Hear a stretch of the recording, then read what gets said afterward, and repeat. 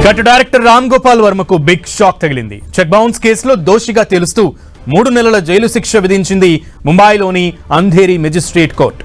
వర్మపై non bailable warrant జారీ చేసింది. 6 ఏళ్ల కిందటి కేసులో తీర్పునిచ్చిన కోర్టు 3 నెలల్లో ఫిర్యాదుదారుడికి 3,72,000 పరిహారం చెల్లించాలని ఆదేశించింది. లేదంటే 3 నెలల సాధారణ జైలు శిక్ష అనుభవించాల్సి ఉంటుందని మెజిస్ట్రేట్ కోర్టు తీర్పు వెల్లడించింది. 2018లో రామ్ గోపాల్ వర్మపై చెక్ బౌన్స్ కేసు నమోదైంది.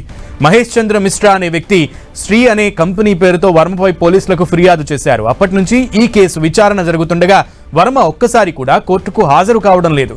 దీంతో ఆగ్రహించిన కోర్టు వర్మపై నాన్ బెయిలబుల్ వారెంట్ జారీ చేస్తూ తీర్పునిచ్చింది.